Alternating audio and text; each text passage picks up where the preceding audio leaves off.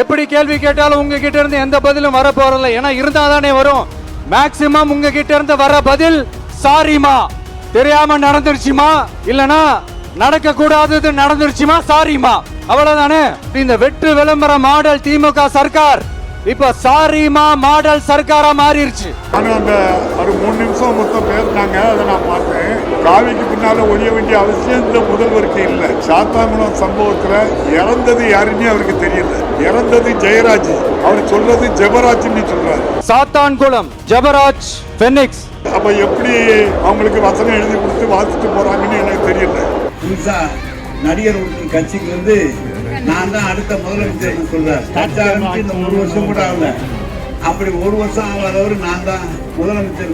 அவர் சொல்றாரு, நம் தளபதியை பார்த்து சிஎம் சார் அப்படிலாம் சொல்ற அளவுக்கு நாட்டில் இருக்கு.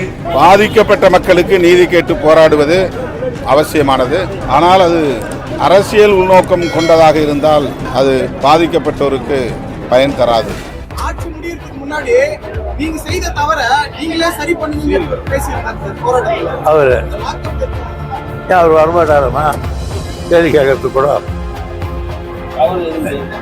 எங்களை நாளே பண்ணா சட்டசபை கூட இல்லைங்க. சில நடிகர்கள் அவங்க நடிக்கக்கூடிய திரைப்படங்கள்ல வந்து லாக்அப் டெத்தை வந்து நியாயப்படுத்தக்கூடிய வகையிலே நடித்துவிட்டு இன்னைக்கு புதிதாக அரசியலிலே காலடி எடுத்து வைத்தவுடன் அவங்களுக்கு மக்களுக்கு மீது அக்கறை இருக்கும் பொழுது அப்படிங்கிற மாதிரி பேசும் பொழுதுதான் நகைச்சுவையாக இருக்கு. சிபிஐ விசாரணைக்கு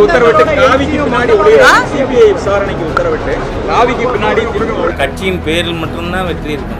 விஜய்கிட்ட ஒரு பெரிய கன்ஃபியூஷன் இருக்கு. நாம தேசபக்தர்களோடு இருப்பதா தேச விரோதிகளோடு இருப்பதா முடிவு பண்ணல. அதனால அவர் நீங்க பாத்தீங்கன்னா திராவிட முன்னேற்ற கழகத்தின் மவுத் பீஸாக தான் இன்னை வரைக்கும் விஜய் செயல்பட்டிருக்காரு.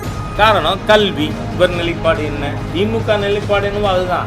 அப்படி இருக்கிறது இவர் எப்படி எங்களுக்கு மவுத் பீஸாவோ எங்களுக்கு பிடிமாவோ இருக்க முடியும்? இருக்க முடியாது. இல்லை, அவர் 24 குடும்பத்துக்கும் அவர் போய் பார்த்துட்டு வந்திருக்காரா, ஆறுதல் கூறியிருக்காரா? அஜித் குடும்பத்துக்கு தானே அவரும் வந்தார்.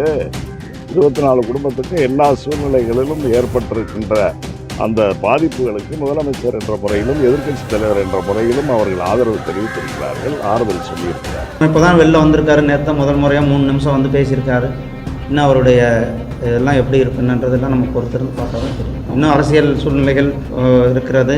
ஒவ்வொரு கட்சியும் அவர் கட்சி ஆரம்பிச்சிருக்கிறார். அவருக்கு மக்கள் எப்படி வாய்ப்பு அவர் நல்லது செய்யணும்னு வந்திருக்கிறார். மக்கள் எப்படி வாய்ப்பு கொடுக்குறாங்கன்றதை பார்ப்போம்.